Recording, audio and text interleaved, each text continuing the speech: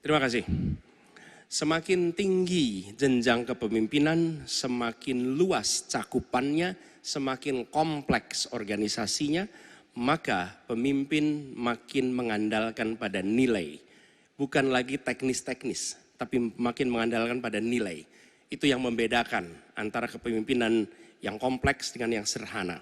Nah, pertanyaan yang ingin saya sampaikan kepada Bapak adalah apa hubungan antara standar etika seorang pemimpin negara dengan kemampuannya dalam menjaga pertahanan, keamanan, dan kedaulatan negara. Terima kasih. Baik, waktu masih ada Pak Anies. Sudah cukup. Cukup? Baik, kami persilakan kepada calon presiden nomor urut 2, Bapak Prabowo Subianto untuk menjawab pertanyaan dari Bapak Anies. Waktu Bapak 2 menit dimulai ketika berbicara, silakan. Saya sependapat bahwa semakin tinggi, semakin kompleks, memang kepemimpinan itu butuh nilai. Nilai-nilai yang sangat fundamental. Pertama, nilai adalah cinta tanah air. Kedua, kejujuran.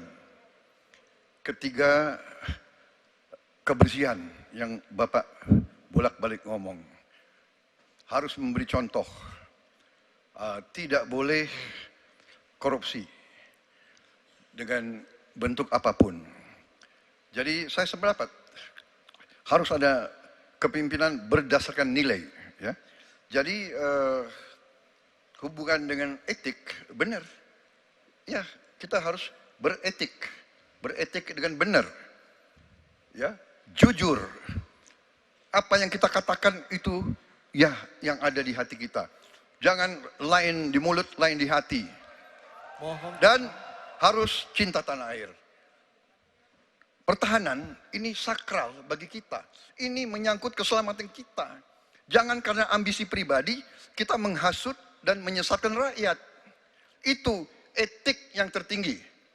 Saudara Profesor Anies Baswedan.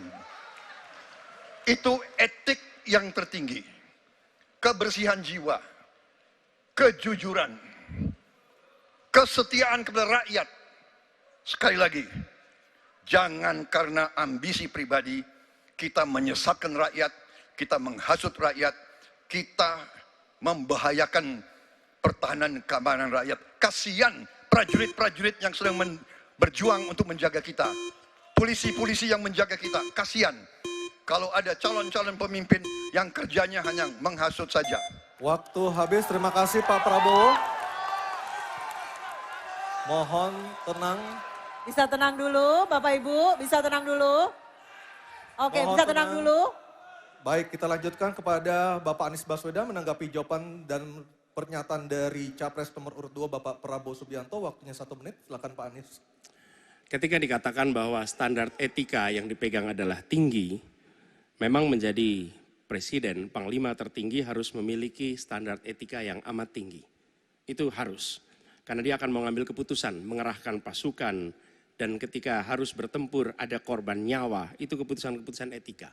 Tapi dalam kenyataannya Pak, ketika Bapak memimpin di Kementerian Pertahanan, banyak orang dalam pengadaan alutsista, PT Teknologi Militer Indonesia, Indonesia Defense Security, lalu orang dalam pengelolaan food estate, lalu ada kejadian-kejadian di mana kita semua menyaksikan, ketika ada pelanggaran etika dan Bapak tetap jalan terus dengan cawapres yang melanggar etika.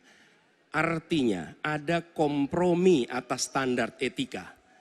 Standar etika ini fakta, ini fakta.